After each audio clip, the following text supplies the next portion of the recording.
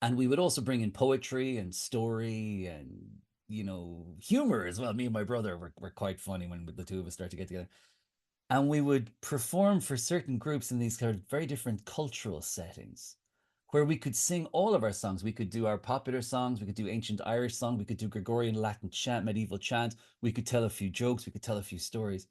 And these audiences were sitting on the edge of their seats, giving us whatever we wanted and inviting us back and inviting us to other beautiful places, as opposed to the music industry where it's a tough business. Let's just put it that way. This is Unconditioning, Discovering the Voice Within, with Whitney and Jenkins. Hello and welcome to the 80th episode of Unconditioning, Discovering the Voice Within, where I bring on guests and we talk about the inner authentic voice and the challenges and the rewards that come from following it. This week, I have with me Owen Ó Súilleabháin. Owen is a multifaceted artist renowned for his work as a singer, composer, speaker, and leadership coach. He draws on his rich heritage in the performing arts and academic background in philosophy, Greek and Roman civilization, and peace studies to inspire creativity and leadership. Owen believes in the transformative power of art and has collaborated with notable figures such as Steven Spielberg, Russell Crowe, Nigel Kennedy, and the Chieftains. In 2024, he established Inner Soul Circle, an online community focused on Celtic spirituality and the arts, alongside his mother and his brother. Owen's work spans various fields, including education, healthcare, and the corporate world, where he emphasizes the importance of listening and creativity for personal and organizational transformation. His contributions to the arts and leadership are recognized and sought after by numerous organizations globally. And Owen is really passionate about continuing and celebrating the Irish culture and tradition. This is most definitely one of my favorite podcast episodes that I have done so far. Owen and I had a wonderful time, and our conversation was full of synchronicity. And as Owen shares his story and his journey, there's so much wonderful wisdom within that, and joy, and also reflection that I feel will be extremely valuable to anyone who listens to this episode. So I can't wait to introduce you to Owen. Enjoy. And the problem with me, of course, is that if there's no cutoff time, it'll just keep going. That's the problem. You get songs before you know it. My longest podcast is like 4 hours, so thank you. Yeah. I could imagine it. So, and so, yeah, I love to see the theme of your podcast around finding one's voice. Yeah, following your inner voice, your authenticity, listening to that thing within you that you just can't avoid. It can either take you to wonderful places, and if you ignore it, it can wreak havoc on your life. Lovely. Yeah, that's one. Well, listen, I mean, it's the story of my life, the story probably of everyone's life. There's a great seanlochail, a proverb in the Irish language, Muscéal féin scéal gach duine. Muscéal féin scéal gach duine, which means my story is everybody's story. My story is everybody's story. So as you know, as a great listener of people's stories, a collector of people's stories, the universality in the individual is quite remarkable, isn't it? Consistently so remarkable. You listen into someone's story, and even the most bizarre and obscure stories, and isn't there always a resonance in our own lives with it, isn't there? Yeah. Absolutely. Yeah. I find like the more specific people get with their story, the more relatable it is, strangely. Cool. Well, definitely. I would like to. I was reading and checking out your show, and I would like to share specifically about my story. And what I always like to do when I start work with people or with groups is to start with the art, as they say. And so I'm a singer, and I'm going to sing you a little song. Okay. And the song, which is actually Ireland and the Celtic imagination, has always historically stood in contrapoint to the sort of mainstream Western rational mind. And throughout the decades and the centuries, and perhaps the millennia, Ireland has maintained this sort of independent, peripheral, unusual, strange kind of perspective on life that has always attracted people. And so this is one of those which I think resonates with your theme. And this is a traditional Irish song, but it's mostly in the English language because Ireland over the last few centuries was colonized by our neighbors from the east. And over those centuries, you saw the Irish songs. For example, little English words would appear in Irish songs, and then later an Irish line would appear, and then an English language line alternating, and then an Irish verse and an English verse. And this song is interesting because there's only one line surviving in the ancient Irish language, Oh, and it's wow. holding on for dear life. And this is a beautiful love song. It's a love song filled with yearning of unconsummated love, perhaps a forbidden love, a love across a social divide, a love that is desired but not yet found. And it's beautiful, full of yearning and full of images of the natural world too, which is very important. Comparing and experiencing nature when describing this desire, this love. And then this one line reappears as a refrain at the end of each verse.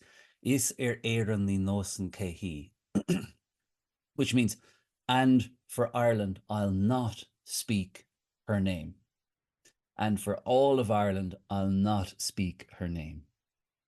Wow. So there's this extraordinary love song, and the singer says, but actually, do you know what? I'm not going to name the person. So it's fascinating. It's just the most interesting little artifact, I think. And all of these things that survive in culture, and in Irish culture, this song has survived against all of the odds. And I think these things survive because they have an inherent wisdom within them.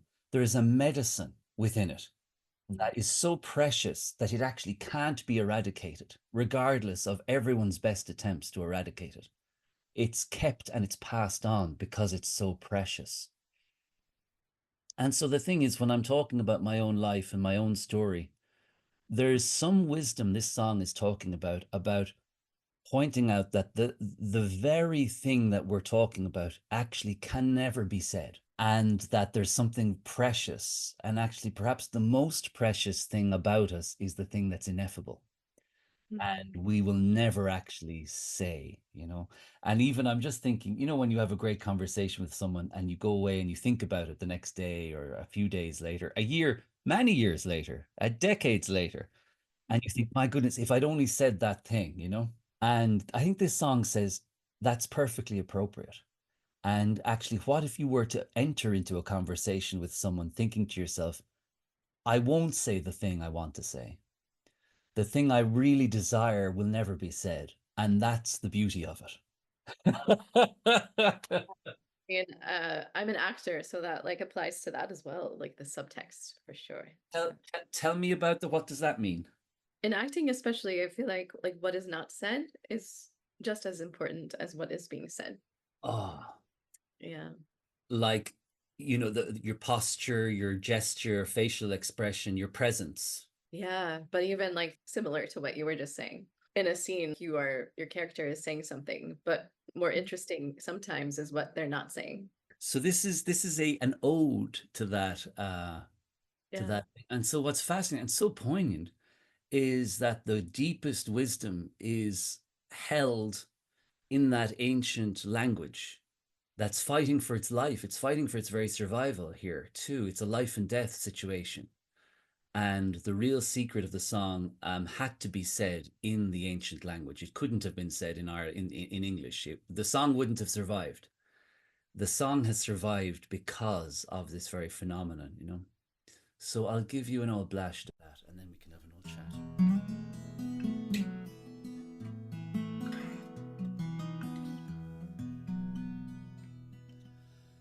There's a home by the great Avonmore that flows into the broad open sea, and the rivers that break through the foam, and the bulrushes wave in the breeze. The green ivy clings round the door, and the birds sweetly sing on each tree. To my darling, sweet notes they do pour. Yissererum imosum kei. Her father's riches in store of cattle, corn, and great wealth, and fine land by lovely Glandor, whilst I have my youth and good health. For she's the fond maid I adore, and kindly she waits there for me by the old stile in lovely Glandor. Yissererum nosum kei.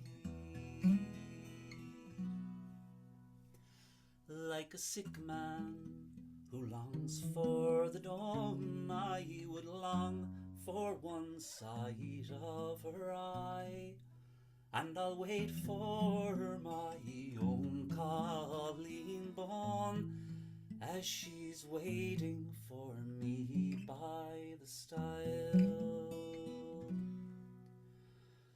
I would climb the highest hills of the land, and would swim to the depths of the sea, to get a touch from her lily white hand. Yissererum nosum kei.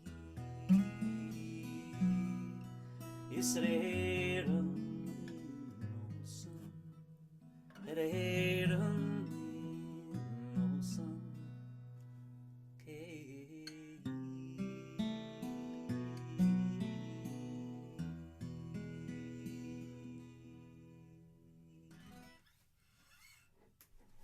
Thank you. It was beautiful. Wonderful way to start. Good. Yeah. So one of the first things that I like to ask is, when is the first time that you realized that you had this inner voice of your own that you were able to recognize and follow? Right. Okay. So obviously we're looking back at childhood there anyway, or not obviously, but that's where my mind goes. And I was talking to someone the other day. I'm a new enough father. My first son, he's 2.5 years old now. And so one of the things I'm constantly on the lookout for is the appearance of personality. What's he going to be like? I'm obsessed to know what's he going to be like. And so I'm constantly looking to see if I can tell what kind of person he is. And it makes me think, it brings back all the memories of music as a kid and my earliest memories. And I was just talking to another parent the other day, and I said, I was my earliest memories, I was exactly as I am today. I was the same person in my earliest memories. Like that was me. I was this little kid, and now I'm the same person. And I don't know if other people can relate to that. Obviously, I have, everything has changed. I have so much more context. One of the things I noticed actually is as a kid, I was things were so heightened and nervous at all of the stimulation that was around me. And of course, you see that with toddlers. Anything can set them off in a fit of laughing or a fit of crying. And I actually recall that as a kid, the nervosity of existence, being on edge, being so easily triggered. And obviously, as I get older, and even right up to my present life, I find myself becoming more steady in my responses to things. But I was looking back at my childhood going, my God, I was the same person back then. I was that same little personality when I was a kid. So what does that mean? I don't know what that means. So when I look back as a kid, I kind of always felt that, yeah, I always felt I did have a little something to say, and my voice was different and important even. And I felt there was something I had to say. There was something important and something different and particular and unusual, actually. And I remember from my earliest ages always kind of feeling that I was a bit strange. Of course, I had a very fascinating childhood. Both my parents were performers, musicians at a national level, an international level even. And they were very much, cultural performers, not in the entertainment industry at all. My goodness, by any means. Every gig they got was an invitation. They never had formal management. There were record deals and things, but never formal sort of management or agency or promotion. Everything was very at a very cultural level, but they were recognized nationally and internationally as great keepers of Irish traditional culture and where that culture met innovation too. They were great innovators with Irish traditional culture and recognized as such. And as such, they were seen as furthering the story of Irish identity. Yeah. And so artists really are at the forefront of formulating and articulating the concepts of identity and what that means, and giving the rest of us language to ways of talking about change in the world and our context. Artists are the ones who give us that language, who open the door for us to follow. And so I grew up in a house of that with both my parents, both of them in their own ways, being these powerhouses of culture. And it's just so stimulating as a kid. And of course, they're friends and they would bring us to these gigs, to these, art centers and churches around Ireland and around the world too. And just so stimulating. And of course, the people were who they were hanging out with too. They were really fascinating, stimulating, um, and very, you know, very good people, very nice, with kids, and so people were very engaging with me, and so I was always thinking about that from a very young age, and felt a sense of specifically in my business culture, how culture is so much more than just an aesthetic, extracurricular experience. Quite the contrary, that culture is at the powerhouse, it's at the very core of individual and social change at a very real personal level and a very real political level. That the world changes through art first. Language is what begins the process of change. And you can look to the writing of a constitution of a country, which is an extraordinary act of poetry. Or you can look at, someone who's considered to be a great icon of art, of visual art, of the performing arts. This work is what seeds the conversation of society. And it's from that. Now it's very difficult to directly quantify the relationship. But if you are working within this context, you can intuit very specifically and precisely the type of art that has changed things in the past. And you can possibly even predict what art might change things in the future too. So from a very young age, I had that perspective. Yeah, from a very young age. Yeah, and that's what I do today. I that's what I do. That's my work is showing people that art is not just there to be enjoyed. It's there to be enjoyed. That's not my business. My business is that art is there to change and to have great, powerful, beautiful, transformative, real, transfigurative change in your life, in your organization, and even in the society and the world around you. Fascinating. I think it's really interesting that you grew up in this environment with these parents who were really participating in the art form, right? And you still felt like you had a unique voice within that and something to say. Tell me why? What are you seeing there? Tell me. What do you that's Uh, one, yeah. yeah, because usually, because like I felt like a black sheep in my family when I was growing up, but like I didn't come from a family of performers, so I definitely was. But like for you to feel that you had an important thing to say amongst that is really fascinating to me. Well, so you're touching there on a couple of things. And of course, as an interviewer as you are, you obviously have an insanely intuitive ability to sort of pick through stories. And yeah, so what's interesting is as I was coming to this conversation with you and thinking about finding voice, there's that story about finding voice within a very powerful immediate family and the challenges and complexities around that, which many people can relate to specifically who also are from, very powerful parents. But of course, all of us are from powerful parents, because without that image of mother or father, even in its absence, even if you never know who your mother or father are, you know the absence of that person just as profoundly, perhaps more profoundly, as someone who knows the actual person. So we're all from this powerful, and we all have to negotiate what our voice is within the context of that and break out from that. And so that was a big part of my story, yeah. And that was an earlier finding my voice. And then there was a later time of finding my voice, which has brought me up to the present moment. But I suppose, yeah, if I was to talk specifically about my childhood, yeah, both my parents were very successful, and prominent and public people, and known and loved and lauded and acclaimed, very public. So I was raised from the earliest age with people acclaiming and applauding my parents at an international level. I mean, it's just unbelievable the levels of achievement that they both climbed to and were invited into. Absolutely beautiful.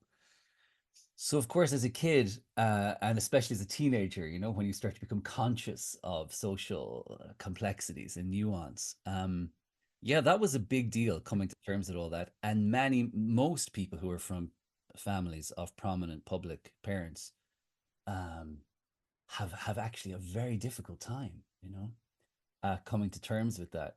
And I think somehow I came to terms with it by just acknowledging the total mess of it all. And when I hit kind of 14 or 15 years old, my parents actually started to separate and divorce. And of course, Mm, they were very publicly known as a couple in Ireland. And now they were publicly known as a couple who was separating. And at the time, divorce in Ireland was just being legalized. It was illegal in Roman Catholic Ireland at the time. So in a way, they were sort of the first great kind of pioneering kind of public couple divorcing in Ireland. I was 14 years old. Um, so in a way, that the intensity of that, or it's like you couldn't have written. It's like a chick lit novel or something. It's like it was too much. It was like over the top. And I kind of felt this ability to throw my lot into it and raise my hands up and says, "Look, this is my story. I'm from the circus. I live in the circus." And I just assumed the identity rather than trying to pretend that yeah. things were okay, or that I was okay, or that everything is fine or everything is normal. Rather than trying to hold on to that, I was like, "Fuck it. This is my life. It's wild. It's crazy. What do whatever you think, you think." I was lucky too that both my parents were extremely loving people and extremely nurturing parents, you know, and that's not the case for everybody at all. One or even both parents can be working through terrible things that that can throw stuff onto kids that's not in any way appropriate. And that complicates things terribly. Luckily, in my story, both my parents were really loving and concerned about me and my younger brother too. So very lucky in that regard. And one of the cool things that happened with the separation and divorce was that my parents were always these great kind of luminaries in my life. And when they started to fight, they became very normal people in my eyes. When I was sort of, became a little, I would be mediating, or talking to them and sharing in the terrible, terrible experience, of the separation of a relationship. And simultaneously, while I was sort of uh, taking becoming okay with it, I was also becoming okay with actually being present to their separation and divorce. I wanted to know about it. So I would go to them and I would say, "Here, what's going on?" As a for 15, 16-year-old, I suppose. And they would talk to me about it. They would. And so both of them, I developed this friendship with both of them, a real friendship with both of them. And now that Mm. was very much my part. I mean, I really wanted that, and I pursued that. And so, for example, if I said, "Tell me what's going on," and they said, "Oh, nothing, nothing, don't worry about it," I'd say, "No, no, what's going on?" I was directive. And again, it was that for some reason I decided to take this path of I'm not going to dig my head in the sand here. I'm going to confront this. I'm going to say, "Well, no, what the fuck is going on?" I Right. might be your son or I might be 16 or whatever, but actually, no, now I want to know what's going on. I've Yeah. always had this curiosity. I cannot speak more highly of the function, the medicinal function of curiosity and how important it is as a tool for balanced human uh, response to life. Curiosity is absolutely essential to build a stable foundation for our life. You have to keep asking the question and you have to be interested in the answer. Yeah. And if you are, you will really do yourself, you'll solve a lot of problems. If you're just curious, which means asking the question, but not only asking it, you also have to be interested in the response. There's two very different things there. So my curiosity, I think, really, really helped me and the relationship between my parents. I would say, no, Kier, what's going on? What's really going on? Yeah. Yeah, and also I'm sure you're very like empathic and could feel what was going on too.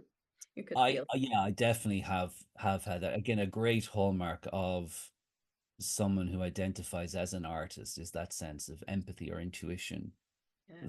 that knows that there is a story behind a story. Yeah.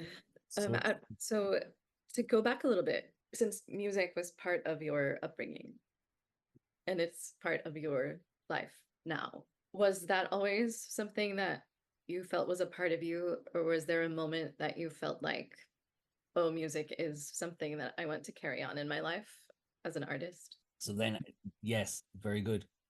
So we fast forward then to the whole kind of beginning to decide on a profession or something. And what was fascinating was my parents were at such a very high level in music. I felt that logically there's very slight chance that the son of two such great musicians would also be a musician. I mean, I always loved music. I always loved singing. But I just presumed the chances of me having a career in performance are very slim. It would be like being hit by lightning twice in the same house. So I was like, I'll find my own way. And I am very curious and I have lots of other interests. And one of my interests is in international relations and history and the history of grand narrative history on a big kind of level, the history of civilizations, the history of countries, of continents, of migrations and movements. So I was like, you know what? I think I'll work in that field and maybe the United Nations one day or something. Mhm. And so I tried to run away from the circus. I always say I tried to run away from the circus, and I studied philosophy in college, which I loved. I still love philosophy, and then did a master's in international relations or peace studies, which is a branch of international relations. That international relations looks at war mainly, and peace studies looks at the absence of war, the solving of war. Um, so I studied peace. I did a master's in peace and development studies, and was really interested in peace, bringing ending war, and all the dynamics that are required around that. And of course, culture is a big part of that. Um, and I thought maybe one day I would go to the UN, but as I was doing that, I would keep getting invited to sing and to perform in places. With my brother, I started to write songs with my brother, just hang out. It was an excuse for us to hang out. We'd write songs together. And then me and him started to sing with our mom, kind of through invitation. We were invited to sing at a wedding with her. Um, then someone was in the crowd and they invited us to do something else and something else. So these invitations kept coming, knocks at the door, which again is a really important dynamic in the human life is I have my idea of what I want to do, but what does the world want me to do? You know? And that's a conversation. So being open and aware and present to invitations, I think is so important. accepting invitations is also very important. And there can be a reluctance around that. The invitation, the unwelcome invitation, or the invitation that's off your track, it's off your path, it's an inconvenience. But coming to terms with the inconvenience of an invitation and the reluctance that comes with certain invitations, I think is really important. So, believe it or not, I would reluctantly, um, because as in my early 20s, singing with my mother's music was very it's a lot of ancient Irish stuff and a lot of spiritual music from many different traditions. But in my early 20s, I wanted to be in a pop band, you know? Mm. So these gigs with my mom, while they were extraordinary experiences, ones I would even get paid to do, and we'd go around the world with her, it was not exactly what I thought I wanted to do. I wanted to be a rock star. So Yeah. me and my brother would sing with her mom, and then I used to joke, we tuck her into bed at night, and then we'd grab our guitars and we'd go play in the local bars. And totally funded by the gig we had just done at that beautiful art center, fabulous cathedral, in Germany, and off we'd go into the night, wasting money, spending money, trying to pursue this kind of other thing. So these invitations kept coming in, and eventually I had to say there was a great invitation, an opportunity, where someone said they would fund me and my brother's first album. And I remember once pulling over at the side of the road in Ireland, lashing rain in the evening, dark winter's evening, and pulling over at the side of the road. And I had just gotten confirmation of this opportunity, of this invitation, that someone would fund this album. And I pulled over, and I knew this was a moment of decision. I had to make a decision. And I could have kept driving and, entertained the idea. And then the energy of that invitation would have dissipated, and I'd have continued on my life. But I stopped the car and I pulled over on the side of the road, and the rain was lashing down, and windshield wipers on, and the cars, whooshing by in the rain. And I said, this is the moment now. This is where you make the decision. And I chose to take that opportunity and fight hard to make that happen, and did. And that set me on my career in the arts professionally. Yeah. Yeah. Wow. That one moment. So I think like the conversation that we were having earlier about the value of art in shaping culture and society is really, really important. And how is that different? I know it's very different, but so separating that from celebrity culture and the entertainment industry, how do you see that working together or working like separate?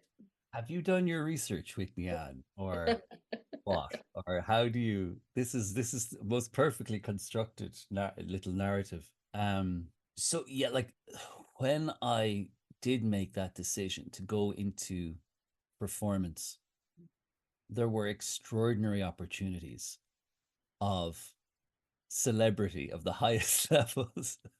And I got it into my head that I was going to try to win the lottery. That was going to be my trajectory into the world of performance and entertainment, the entertainment industry. And I was going to go top end. So yeah, yeah. Let's be honest about. So we had met the actor Russell Crowe in Ireland. Me and my brother had met Russell Crowe in Ireland at the height of his celebrity. He's still at the height of his celebrity, but back then he had to have like two bodyguards with him at all time and decoy bookings in hotels around the area because people would show up. He was at the height of his fame, and me and my brother met him through this situation, and we made fast friends anyway, very fast friends. And he really committed to our art, and has. I mean, to this day, he's been an extraordinary supporter, extremely loyal, and very powerful supporter of our creativity and our artistic journey. And so it was Russell who offered to fund this album, our first album. Yeah, it was our second album technically, but our first sort of commercial release. And Russell is a great songwriter and has released a dozen albums, and continues to just release, I think, a three part LP. recently. He's constantly writing songs, constantly writing poems, songs that he sings and performs with musicians from all over the place. He can't stop, and in a way, acting is the side hustle for him. Music is his thing. And so he had a record label based in the US. He became our visa sponsor to come to the US. Totally supported. I mean, it must even, and of course, not only that, he supported the recording, but then he would introduce us to people in the entertainment industry. Yeah. We would get into the rooms at the top level. So I was like, okay, if I'm going to do this thing, I'm going to aim high and try that. And then if that doesn't work, at least I've tried and tried it, I've tried to win the lottery or all on black or whatever, it was all in kind of gamble. And simultaneously to that, what also happened was me and my brother, we met and made fast friends with Steven Spielberg and his wife, Kate Capshaw. And Stephen, while I committed to that album, we got a call from Stephen that he wanted to cast me and my brother in a big feature us as singing in a movie that he was making called War Horse. It was a film adaptation of a great Hollywood or of a West End Broadway musical from a book called War Horse. And he wanted me and my brother to do this big to camera song, this big group song in the middle of this movie. There's a famous song that was in the stage show, and he wanted us to sing that. So that was happening simultaneously too. And so we were doing all that. Stephen cast us in that movie. We filmed that. Russell then brought us into a couple of his top Hollywood movies and featured us in some of those. So we were like literally working at the top. At one stage, I mean, people would joke, "Oh my God, these brothers from Ireland, you're the most connected Irish people in Hollywood," because we'd waltz into like J.J. Abrams' Bad Robot Studios, and we'd perform for them at lunchtime in their kitchen and then record in the studio. And um, we were just kind of swanning around the place with these introductions and with these people, and we were making friends and making connections, and literally at the top of Hollywood. Like there's no one above.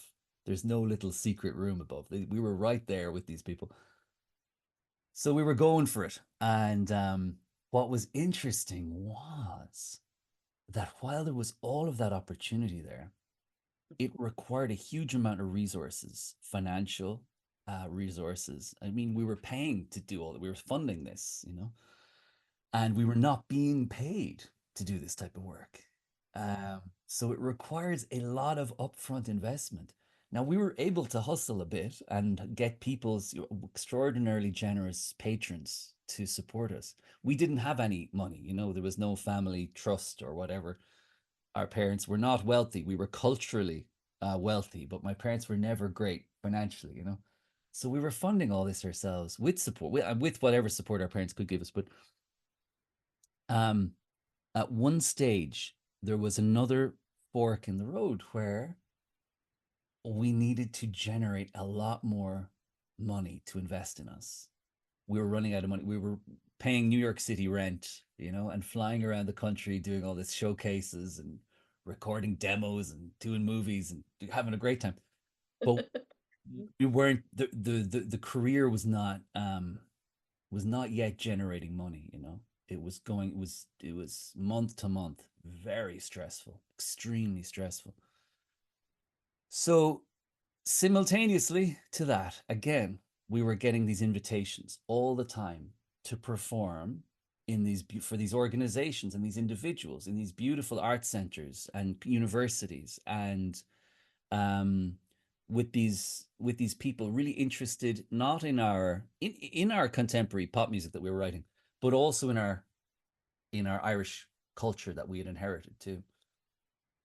And we would also bring in poetry and story and humor as well. Me and my brother were quite funny when the two of us started to get together, and we would perform for certain groups in these kind of very different cultural settings where we could sing all of our songs. We could do our popular songs, we could do ancient Irish song, we could do Gregorian Latin chant, medieval chant, we could tell a few jokes, we could tell a few stories.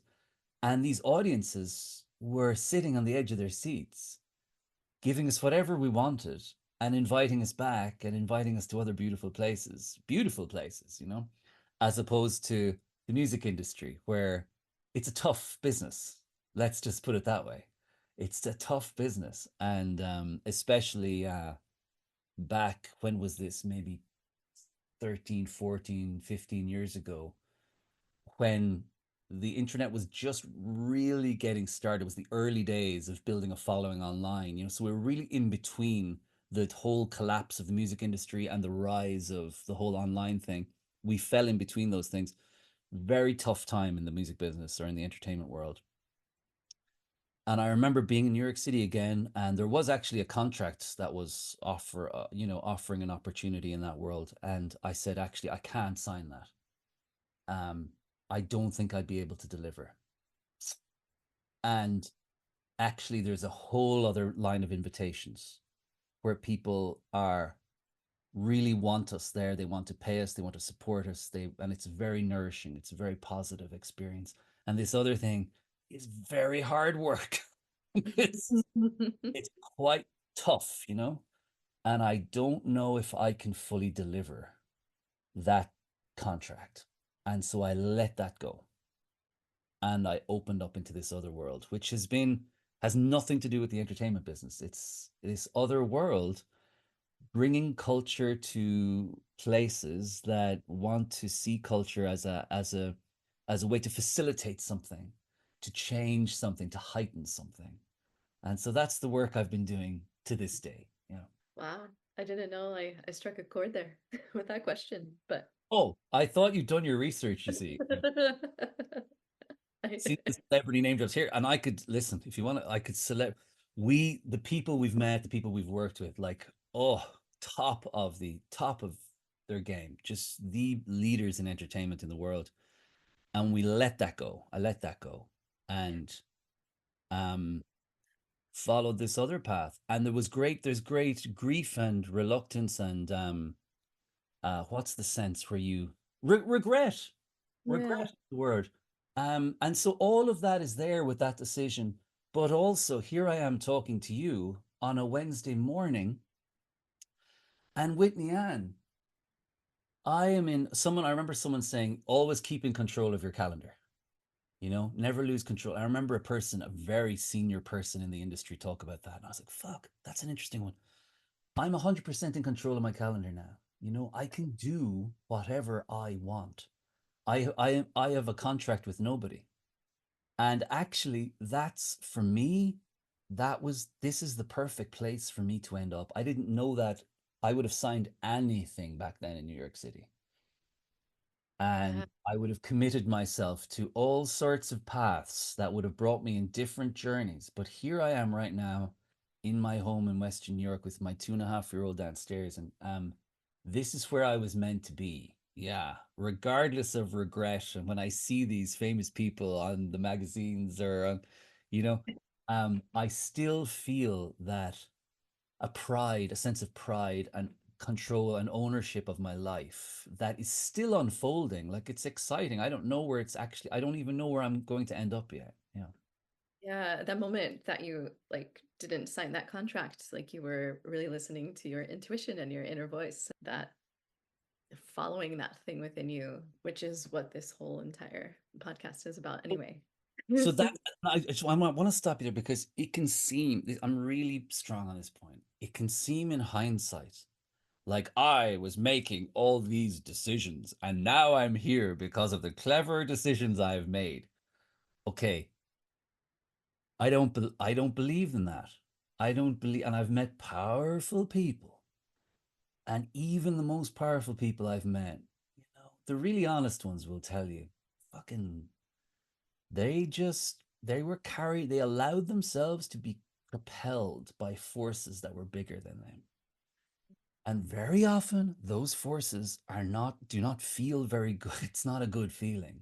You're pummeled, you're beaten into submission, and you feel like you're out of control. And you have to let go of a sense of control in order to be propelled and pushed forward. And so when I say, for example, I pulled over at the side of the road, I mean, I did that because I couldn't white knuckle that steering wheel and kept driving, but I let go to greater forces that were pushing and pulling me, and they were not easy. I felt like my whole identity was being disintegrated. Yeah, my little life that I had built up, was disintegrating before my eyes if I took this opportunity. Similarly, in New York City, in my apartment with that contract on the table, I mean, I had to ghost those people. I didn't even have the ability to lift up the phone and be on and admit I couldn't. I had to collapse actually in order to refuse that opportunity. I couldn't even face it. I had to collapse and not answer calls and emails in order to not take that opportunity. So I want to be very clear that these decisions were not some powerful, courageous, where I kind of walked up a mountain and, picked up the phone and said, "Hey, stick that contract up your ass." I did not do that in both of those occasions. And even before, when I was a kid and coming to terms with my own parents' identity and my own personal individuality, it was much more of a collapse than it was of a jumping forward, a leap, It was more a letting go and a disintegration and then a rebuilding, a slow rebuilding. Now, in hindsight, I could pretend like I made these great decisions, but that would be untrue. And in conversation with other people who are very honest about it, I believe this is the common trait, is the disintegration that's necessary, the letting go. I'm just thinking actually one of the great stories in the Western tradition is the crucifixion story. Where you have Jesus, the Son of God, God's Son, is on the cross, and the Son of God says, "Why have you forsaken me?" So if even the Son of God can't get through this gracefully, what chance do the rest of us have? And so I think that that's really the key, is that in order to find your voice, there's actually not a graceful way of doing it. It's quite an ugly. And I think too, then when my son was being born, the whole process of pregnancy and birth, oh my God, what? I mean, talk about explosion of reality and the pain and the blood and the sacrifice that new life demands and calls. That's the tax. That's what you have to pay. That's how you break through these things. So I want to be very strong on that I did not, there was no courageous, brave sort of choosing of these things. It was much more of a kind of a collapsing, a letting go.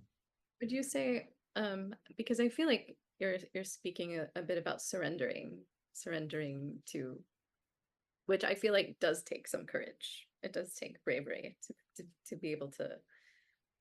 It does. And I think the bravery is saying that disintegration and dismemberment is okay. It's okay to feel like shit. It's It's like the transformation of the death and rebirth over and over, right? and to come to terms with that, I think is because and maybe there's a thing there too around death and dying, and that you have to, if I think maybe that's the place to start. If you can come to terms with death and dying, yourself and others around you, and if you can come to a sense of peace around that reality, I think then that's the kind of ground that allows courage in the smaller decisions in life. Smaller compared to death, but they don't feel small at the time. So I think, yeah, and the Irish tradition is extraordinary comfort and ease when it comes to death. The tradition of waking in Ireland, of laying the body out in the home, and I know in the south there's some great traditions too around. I'm thinking of like the great parades, the funeral parades in New Orleans, and there are cultures that really celebrate death as, or try to own the grief of death as publicly as possible. I think that's the courageousness that's required. Yeah, Yeah. Or even acknowledging it. absolutely. Absolutely. Yeah, I think it starts there, to be honest. I think that's it. Come to terms with death and dying and disintegration and the ends of things. And if you can come to terms with that, then when you're hit with a scenario similarly in your own personal individual life, you stand a chance of being able to make strong decisions, yeah, painful decisions. Yeah, because you spent time like in New York in the US in both your cultural performance and the entertainment industry. and you feel that art can help propel society forward and shaping it. What was your take on how art and the entertainment industry work together or do not work together? Oh my goodness, the entertainment industry. Oh my goodness. I used to think a lot about that. I haven't for a long time. Um, it's interesting. Yeah, the entertainment. It's like with industry. I work in the arts and the corporate world, Mhm. actually, and I work with leaders, organizational corporate leaders, and how the arts can infuse and inform and inspire their organizational corporate leadership. And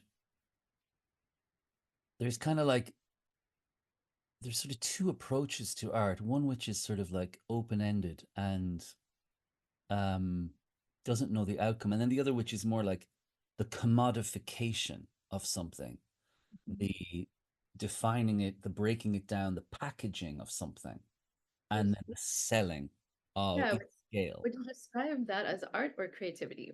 Well, of course, everything is sort of creative at the end of the day, Yeah. really. Anything that anyone does is really creative. But yeah, oh, but you're seeing the distinction between creativity and then art. Yeah. There's lots of definitions for art which are fascinating. I mean, of course, ultimately, where I would go is to go back to the individual, to go back to the self, to go back to you. Art is you. You are the only, art is self-identifying. Only you can identify what it is. And it will change as you change, and your definition of it will change. And at certain times in life, your old definitions of art are no longer appropriate anymore, and you're called to redefine what that means in your life. And art often, when I work with coaching and things, art I use often as a euphemism for spirituality and a connection with the unknowable, with the divine, whatever that is. And again, only you know what that is, and that changes in your life. So the Greeks were great, and actually I just learned that the ancient Egyptians had this too, or you'd go to the oracle at Delphi, which was the ancient Greeks' big kind of central place that you would go on pilgrimage to, and you'd go to this oracle, this high priestess, to ask your future. What is my future? What am I going to do? And as you walked into the temple at Delphi, over the door was the saying, "Know thyself, know yourself." So you think you're going somewhere to get the answer, and then the person's telling you, I can tell you whatever you want, but actually only you will know what the answer is to your question. And so I think that that's really the fundamental difference between sort of the commodification of art and true art. The commodification is I'll tell you what art is, and true art is only you can tell you what art is. Yeah. So when it comes to the entertainment industry, that's really someone saying, okay, let's package it. Let's say that this is art. We're going to tell people it's art, and let's try to sell it. Which I mean, I love the commercial exchange of value when it comes to art.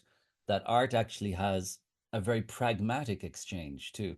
That art can bring value, specifically, say, to a corporation or an institution, that art can actually really affect the bottom line in very powerful ways.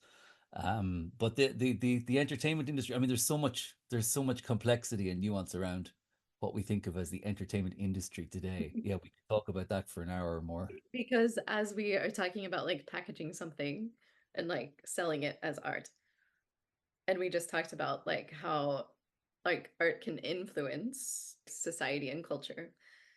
What is happening when the art is not coming from an authentic place from the individual person, but rather more of an institution or an industry to package, and what is the influence that that has on society and culture? Absolutely. And then, of course, we can go into actually, state organizational sponsored propaganda too, Mhm. um, which is like was it Lenin who had that great quote about art, not being a mirror but a hammer, Mm. and like yeah, so like the whole concept of propaganda is where art loses any sense of sort of any sacredness and just totally becomes an absolute, like a piece of machinery, like an artillery that's to be shot into a society. And that's the reality, of course, of human nature. Our hand can be used to caress or to kill someone, you know? And we are in this moment all the time of these decisions. The good angel and the bad angel on our shoulder is the real easy way to imagine it. I mean, that's the nature of life. Art is there to be abused and or to transfigure, you know, to elevate. Yeah. Did you ever go through a period where you romanticized like the starving artist archetype? I suppose I did. I suppose I did. But yeah, that's a funny question, isn't it? That's so funny. Do you ask other people that? Do you ask other people that question? Oh, no. That's really funny. Um, I mean, I did, especially, you know, the teenage years, yeah. Oh, yeah. And you know, I was big into Nirvana hit me really hard. The Nevermind album back in 91, 92. I was 11, 12 years old. Hearing the track Lithium for the first time. The song Lithium. Oh my God. Absolutely blown away. Uh, and then the whole grunge thing really, gosh, what an amazing movement. Um, that really lionized, heroized, you know, made a real hero of the that kind of starving artist thing, which of course is always, or if you know, if you go back to the Romantics, you know, in English poetry or um, the wandering troubadour, you know, sort of image, where you have someone who's just totally detached from earthly connection, wandering from town to town, hypnotizing people, you know, and then moving on with no. And of course, it's probably based too on the other side of it is the spiritual, the hermit, you know, who goes out into the desert and renounces all worldly goods, you know. So it's probably all linked there together. So I had that myself, yeah. And of course, Morrissey, the Smiths. Are you familiar with the English band, the Smiths? Morrissey, oh, was a big influence on my life too. And again, that kind of navel gazing, solipsistic, narcissistic too, really. Let's be the whole starving artist thing. There's a great indulgence into a good dose of narcissism when it comes to all that, where the world owed me something and Absolutely. had to come and pay respect to my genius, you see.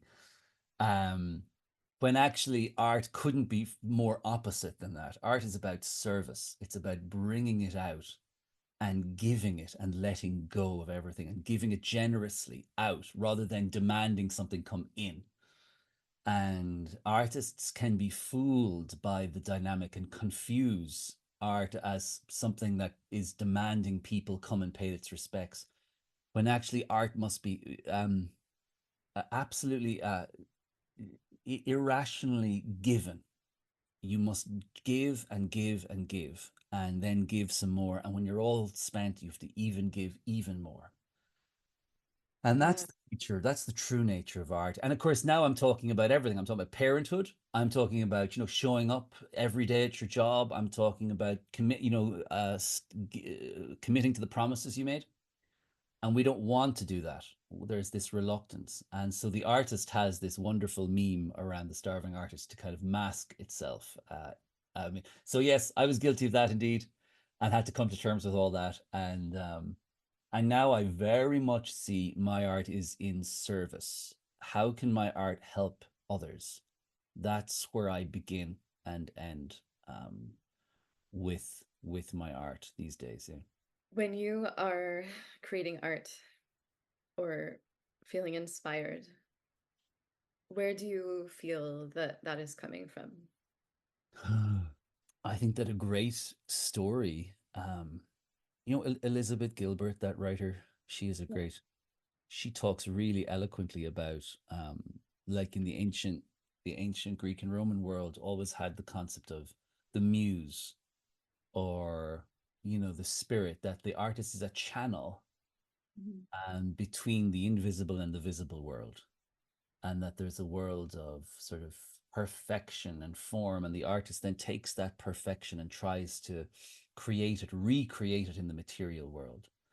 And she speaks really powerfully about the function of that concept for the artist. Actually, she says that if the artist has the image of themselves as the sole creator, you're going to burn yourself out. And this other idea of you being a channel removes the onus of responsibility from you to something else that really allows you to sustain yourself longer. It's far more pragmatic approach to art, the creation of art, than the idea of the individual genius procreator of all things being the individual, which she says can exhaust you. Yeah. I'm curious about your opinion on this, about like the place in which that creation comes from and the state of mind, because like pain is often used in creation to sort of like transmute that. But also you can create from a place of joy. And then there's a possibility, I think, like if you choose pain to create from, of having an addiction and like seeking out painful experiences so that you can keep creating from that space. For sure.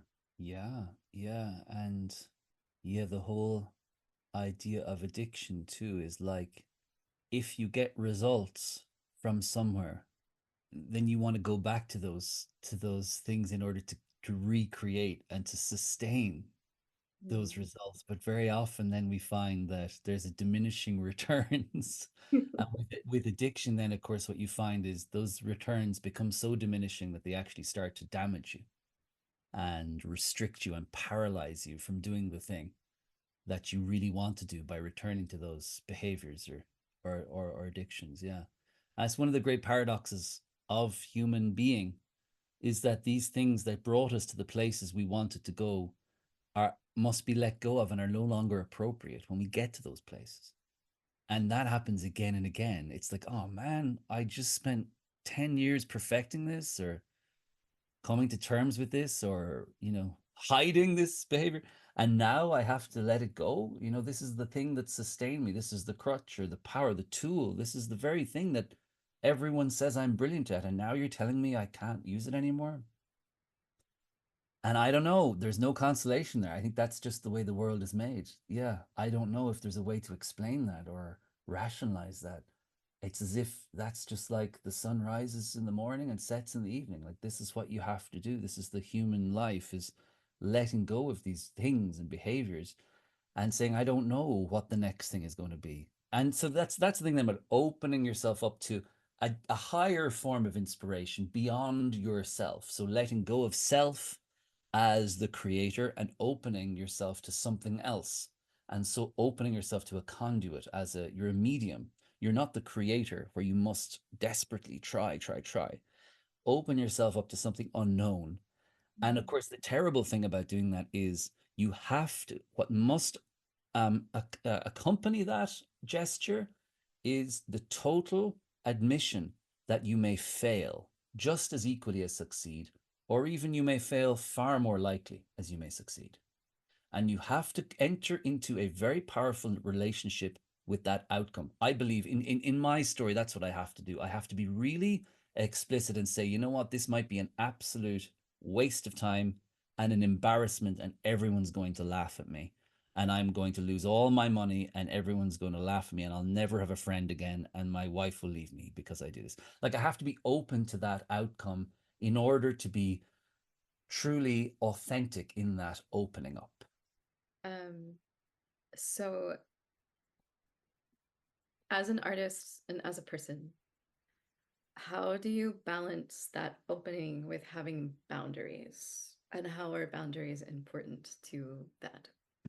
What I do is, what I've done is I've looked at finance has been my way to set boundaries on myself. It's been really, really useful, and I really strongly encourage people, especially artists. And I sometimes I work with an art. I do coaching, as well as a part of my work, and sometimes I'll offer coaching, for free for an artist that I really want to see succeed and establish themselves professionally in the world. And I've worked with a handful of artists who have gone on. Some of them have become more successful than myself. And uh and what I say is many people involved in the arts have a very ambiguous relationship with finance. That's actually a nice way of putting it. Um, Very complex relationship with money. And what I say for me, I reframe my whole relationship to money to see it actually as a flow of energy, an energetic flow.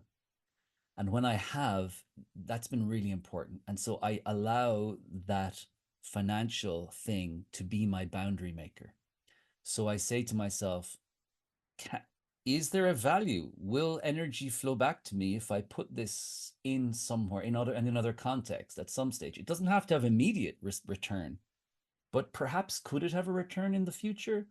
And of course, now I'm predicting. I'm in the world of prediction, like not certainty at all.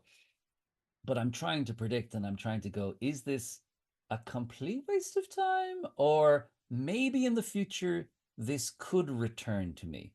And then I look at the past and I go, did something like this work in the past or not? Or was it something that was damaging, very damaging, financially? And so I use money as a way to build boundaries, and it doesn't always work at all. Sometimes I think I'm being very prudent, and it's been a total waste of time. And Mhm. then other times, I've been totally surprised as to what actually returns professionally and financially. Yeah, Where does your belief system fit within that narrative? it's around the whole concept of my whole belief system is one of I don't know. That's my belief system.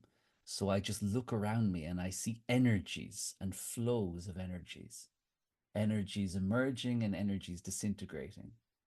And so that's where it kind of fits in. Yeah. Yeah. The value of art. Do you think that we'll ever get to a place where that will be quantifiable? Well, I'm working in interesting areas where, and I'm working with people who have been pioneers in this field of bringing art specifically, for example, like into like corporate America. I work with a poet called David White, and he had an extraordinarily influential book back in the 90s called The Heart Aroused: Poetry and the Preservation of the Soul in Corporate America. And since then, he was very much a pioneer in this field of linking art and corporate life.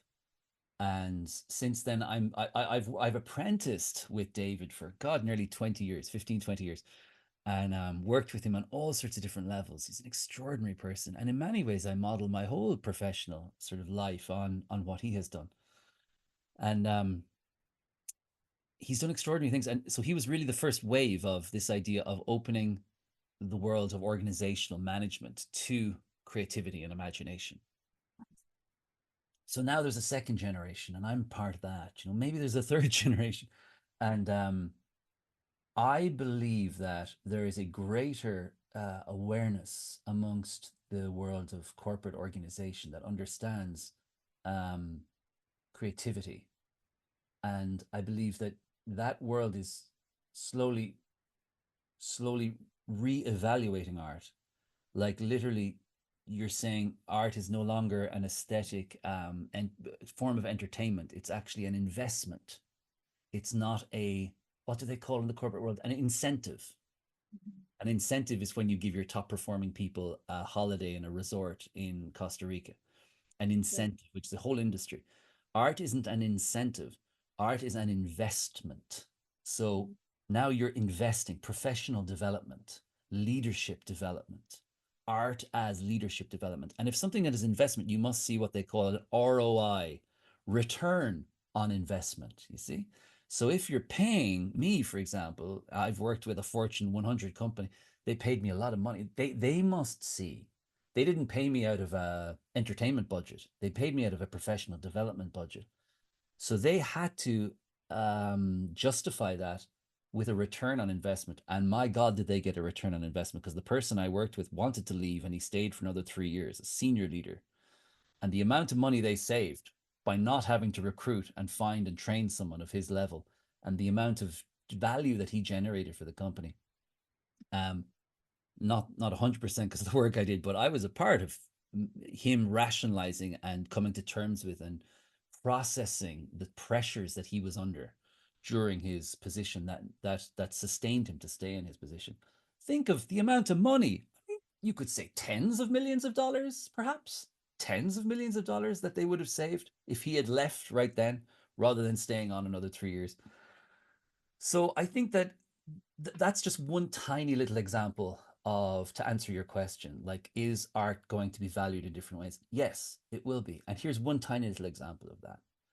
But I believe that I see our society having a much different relationship when it comes to the arts in the future, which our society, our Western culture has had in the past, by the way, going way back to the ancient Romans and the Greeks, who absolutely had the arts as central to their leaders' education and organization. It's absolutely central to their whole empire was the concept of the arts, and it Yeah. changed the world. And you see examples of that throughout the Western history, where the civilization, the organization invests in the arts, not as Mhm. an incentive, but as an investment. And the returns are astronomical. So I believe we are turning back there, and our society has totally disintegrated and dismembered arts from its core organizing principles.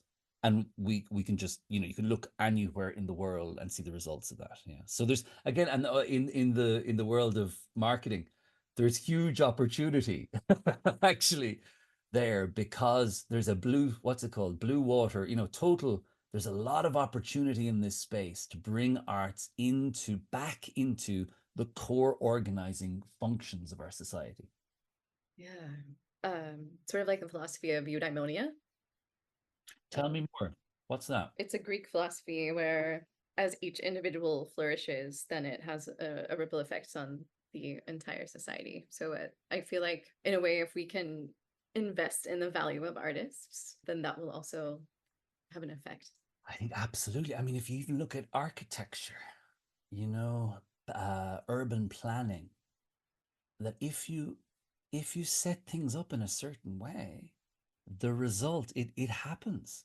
But if you don't set it up in that way, it does not happen, you know? So if you look at some of our modern urban planning and our architecture, it's just so devoid. You couldn't actually eradicate artistry anymore from some Right. of our corporate and organizational and urban spaces. Yeah. If you were to, you'd literally be looking at nothing. I mean, you're just steel and glass. It's absolutely pathetic.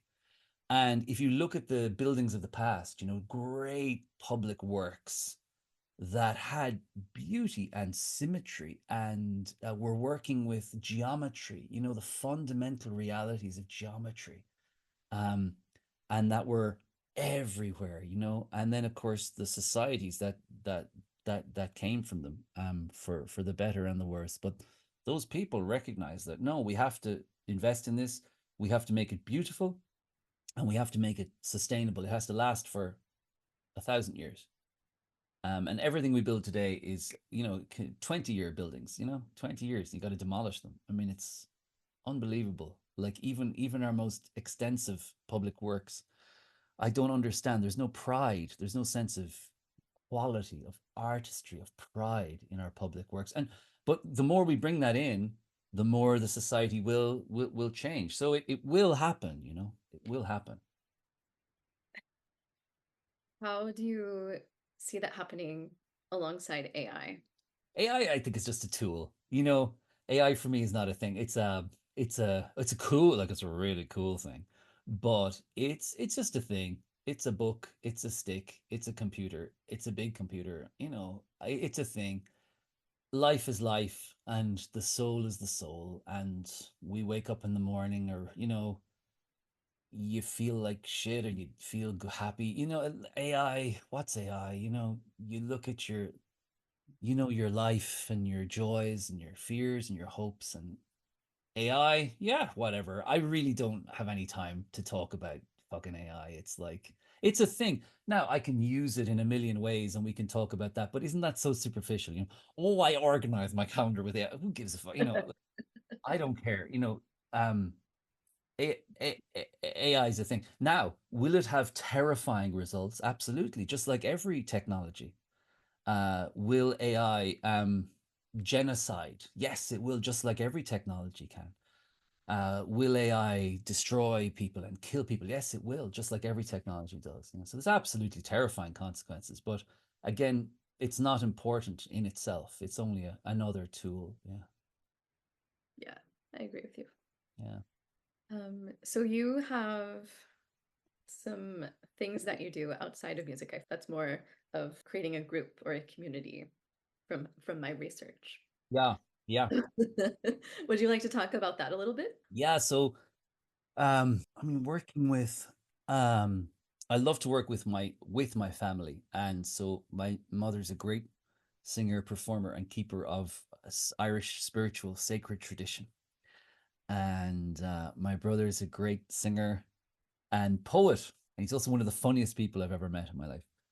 And the three of us work together as closely as possible. My brother comes over to the US. We perform together regularly and um, work with groups and individuals, kind of weekend events, retreats, or universities, art centers. And we love to work with people who have a goal, who want to achieve something with an event, and we come in and work with them to achieve that with our skills. Yeah, whether that's to create a community, to create a special gathering, a meeting, education, to take a group from one place to another place.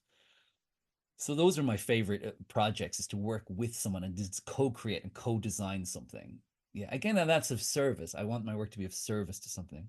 And I love that. And of course, the big thing that happens there is building relationships and friendships that come out of that. Yeah, so that's what I love to do there. And then what we've done is we've brought people to Ireland for a real cultural immersive experience. And so you can come to Ireland with us, with me, my brother, and my mother for a week.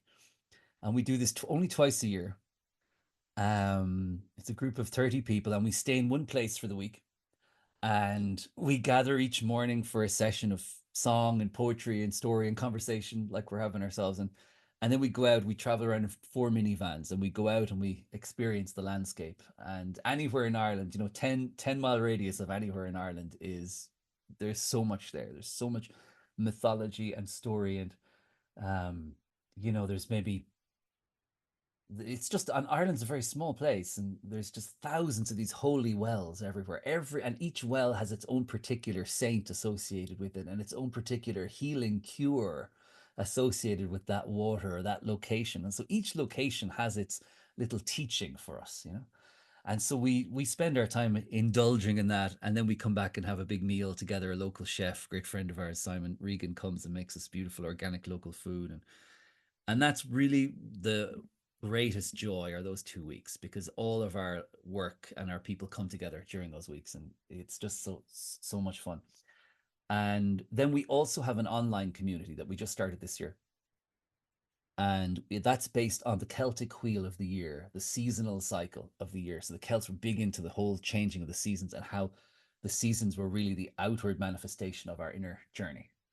And so we look at the wisdom of the Celtic response to seasonal change, and we do that virtually each month. One of us writes a letter.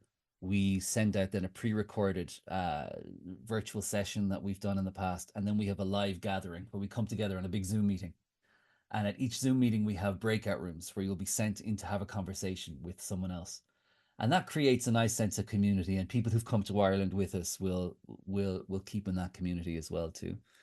And what else do we do? And then, yeah, bits and pieces. I do a bit of coaching work too, so that's a portion of what I do. I like to work with, two, maybe three people at a time, working with this wisdom in their professional lives. Yeah, so that's great fun. I really enjoy that too. And I'm writing a book on leadership and the arts as well too right now. Yeah, co-writing it with a great consultant coach friend, talking more specifically about how the arts and this type of wisdom can actually pragmatically be applied to visionary leadership. We're specifically looking at visionary leaders. Not most leaders are called to sort of be managerial leaders to keep a system perpetuated, But then every now and then a system needs a visionary leader to take the organization to a new place. And that's a very particular type of person. And that's the type of person who this work really nourishes and benefits the most. Yeah. So that's a little bit of what I do. And who knows what else I do? I don't know. All sorts of things. Excellent. So if people would like to work with you or check out your community or your music, like where could they find you? The website Thuras Donham is the place to find us. Turasdanam. Thuras is a journey in the Irish language. Onam is your soul, and the D there means your soul, the journey of your soul. Thuras Donham. And or if you just Google my name, copy and paste my, Yeah, I'll add the links in the show notes so people can click on and it. you can find all of our most of our work there on that website. Yeah. Excellent. Yeah. Is there anything else on the top of your mind or your heart that you feel like you would like to share that we haven't gotten to? Just, I would like to share that I found this conversation extremely interesting, and your line of questioning very intuitive and seemingly very well researched. And I look forward to listening to more of your conversations. Have you any interesting guests lined up now that I should be watching out for? Wow, you know what? I do have quite a few interesting guests coming up that I have a lot in the queue that I haven't released yet, and I Oh, feel I feel like doing this podcast, people will just appear to me and tell me what I need to hear in the moment. And I feel like that's such a magical thing. so you're learning actively through this, yeah? Yeah, absolutely. But that's an interesting dynamic. Like, so I have found with this journey of my own life that yeah, things appear that are kind of spooky. It's sort of like a video game or something, that these synchronicities, that's a magic word, synchronicity, that when you're putting something out there, these weird things will mirror echo back that are a little bit weird. And yeah, those experiences are very unusual, and I believe that those are signs that you're on a right track to keep going, to keep going. I think so too. Yeah, I narrate audiobooks sometimes, and Oh, for a while I was doing it quite a lot. And without like fail, like every book that I would read, whether it was like wonderful or terrible, there was always like one message in there that I needed to hear, like always. It was, what other work do you do in the world, Whitney? And tell me. well, I'm currently getting my PhD right now, in humanistic psychology, and my focus is on boundaries and performers and mental wellness. Holy shit! Jesus, if I'd have known that, I might have answered a bit differently. Well, you kept that quiet. We have a lot of synchronicities. We can talk offline and and go a little deeper. Fascinating. So interesting. So, what stage of the PhD are you at? I'm just entering dissertation phase, so I have like maybe a year left. Okay, so you've done a couple of years of research, and oh well, I'd have a few questions for you, I can tell you. Yeah, yeah, fascinating. Humanistic psychology. Right, right. Yeah. Yeah, profound. But performers, and yeah, one of the things that I love is, and my brother is great at it too. We're great old buddies and have been since we were kids, and we were always looking at our parents and their friends, these Yeah. great powerful performers, and analyzing them more from their artists, their craft, but of course seeing all the time how the lifestyle is influencing the craft and vice versa too. Yeah. We were always analyzing that, the two of us. We were always looking at these performers, the best in the world, and look what he did, look what he did there, look what he did there, and analyzing the behaviors that influence them. So I'd love to hear more about what you're studying. See, well, I'm an actor myself, and so I have my background's in theater, and so I had experiences as an actor that made me like really question like why. So like you're always trained how to get into something, but never taught how to get out of it. And I was doing a role where my character was committing suicide on stage or attempting to. And I would go home like after rehearsal every night and like I found myself like in a really dark place and I was like no one has ever taught me like how to detach from this. Like and if I am having this problem, like there are so many other people too.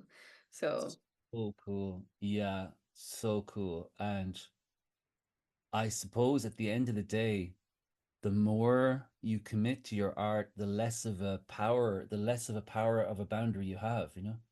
I don't think maybe there's a maybe I don't know if there's a way out. I don't know if there's a way around it. Yeah. I think it's all consuming.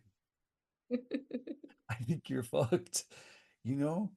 I think Especially if like you're talking about like being a channel and like being in that flow.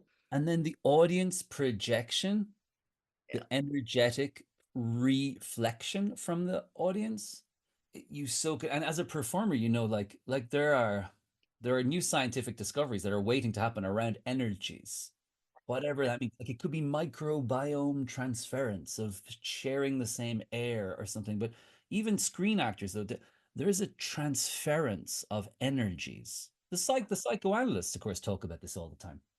Um, Yeah. Mhm. but the performers don't. And I know when I'm standing in a room, there's fucking energies. There's a third person in the room. There's the audience, there's me, and then there's a third thing. Sometimes I even visualize this ball of energy. Yeah. And Yeah. you can't, what can you do about that? I mean, you don't really, it's there. Yeah. It's there. And I'm also like really, really fascinated about the the relationship between the energy of creativity and the energy of sexuality, especially during performance, because those come from the same place, right? Totally. Yeah. And of course, again, transference is so often spoken about, like building intimate relationship between uh analyzer and analyzand. And it's the same in a performance. I mean, it's all, yeah, transference of like, what's that great word? Prurience, where you're looking, you know, like you're looking at the, uh, I think that's like 90% of performance is looking at the person, you know, not what they're doing at all. They could be singing, they could be dancing, whatever, but you just get to like look at Mhm. someone, you know. Because I think that you remember what you see more than what you hear. Like I think in a perform. I mean, I literally, my wife surprised me at the weekend with tickets to Morrissey. She wouldn't tell me, and she wanted it to be a surprise, and she wanted to tell me actually. I was like, no, no, no, make it a surprise. And it was Morrissey, you know, and I never would have bought tickets to Morrissey, but she saw he was on nearby here and bought the tickets, and so I'm sitting there in the room looking at him, and he's there, you know, and I was just hit again by I'm you just get to see the body of the person. It doesn't matter what he's singing or doing. I just get to be in a room with that person. Yeah. Yeah. And talk about a performer who's been projected upon. My God, Morrissey, you couldn't, yeah. Yeah. Oh my God. So that's so interesting. I'd love to hear more about that. Yeah. My God. Yeah. Yeah. Or any interesting, like, what are the big books that have influenced you on this journey that you'd refer to? What are the big other thinkers and writers in this that have influenced you? Carl Jung, of course. Right. Okay. You know what? Stanislavski was like the first acting method guy. Interesting. Interesting. And he was really fascinating to study. I mean, he explored a lot with like consciousness and like Eastern philosophies. A lot of that is within his work, and it's really, really fascinating. And of course, I think of Grotowski as well. He was Polish. Um, and again, performance, this kind of Grotowskian sort of theater where he's kind of credited, you know, with the aesthetic where you can see everything, like there's no curtains or wings or whatever. You see everything, and there's no, you know, you push the prop onto stage. You don't dark, you know, you don't try to hide anything. That everything must be visible. So the light, the cable to the light must be seen, and you know, you have to see it all, and the state, you know, yeah. And then physicality too. The Grotowskian thing is very much with physical theater is always associated with it too. Like an endurance, that type of stuff. Um, but again, that Polish, Russian, Eastern. Intensity. Right. Yeah.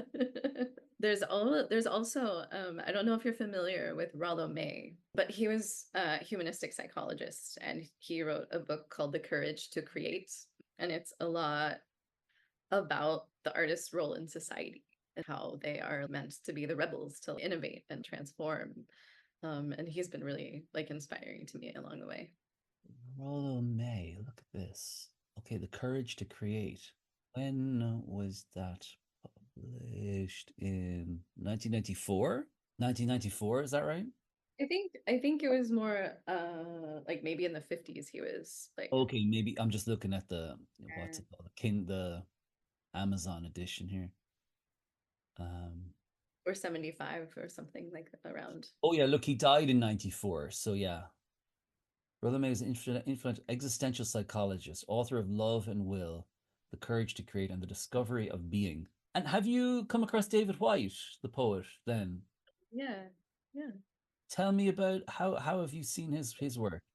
His work, mostly just people who have recommended it or sent it to me. Like, David is uh really, really interesting case study.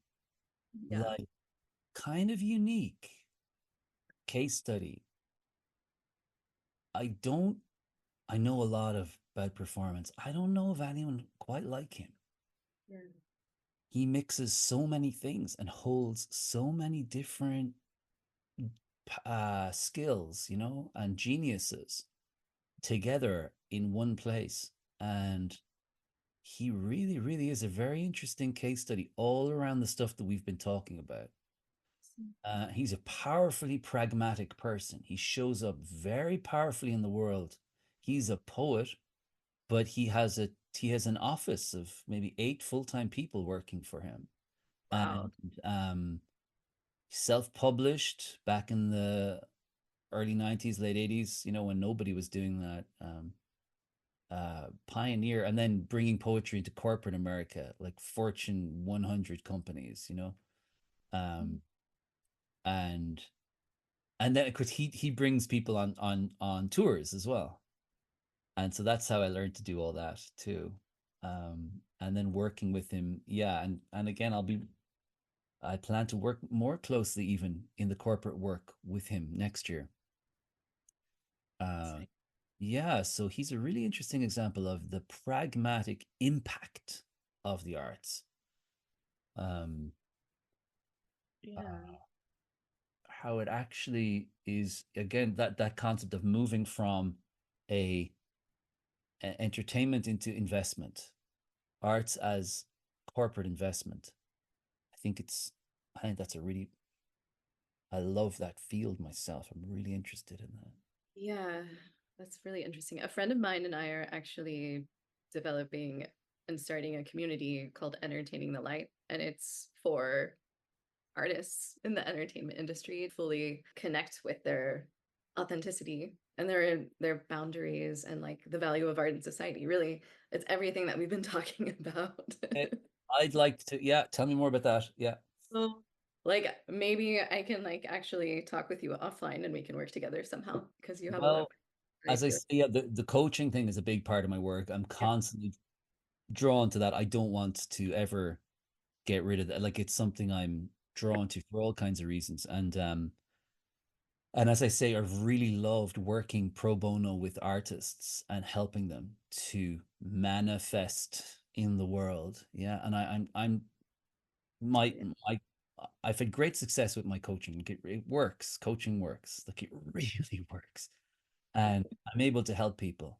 Yeah, and I see artists, Mhm. working at the top of their game. And I know that if they just did a couple of clicks to the left or to the right, the wind would pick their sails up in a totally different way. And I believe that I would have great benefit, especially to artists who are performing at a very high level, of being in conversation with them to achieve the things that they feel are impossible in their lives, despite the extraordinary success that they have. And in a way, the extraordinary success can be actually a weight stopping them from releasing into this new identity. And I see that really clearly with people that I've worked with. And I would love to do more of that work of helping specifically like very artists work in a very powerful place and saying, hang on a sec, you know, all the stuff you think you're never going to do. Actually, let's talk about that. And now if we just turn it just this little bit here, boom, it'll all happen. Yeah. So that would be something I'd love to work in more in the future, is working with artists as a coach, as a leader, artists as leaders, you know, artist as visionary leader. So yeah, we're kind of like very in line and in alignment with that for sure. Cool. Yeah. Well, with Nyan, thank you very much. Yeah, thank you. I have one last question for you. Yes. If your inner voice had a billboard, what would it say to the world? Know thyself. You're fucked. And no one's getting out alive. Yeah. I don't know. All right, I'm gonna stop recording now. Thank you so much for joining me this week. If you're listening and you like what you hear, please consider subscribing and rating this podcast, as it really helps get this podcast out to other people who might be interested in hearing it but don't know about it yet. And also, if you'd like to contact me or reach me, you can reach me at unconditioningpodcast@gmail.com or unconditioningpodcast on Instagram. Thank you so much, and until next time, stay tuned in to you.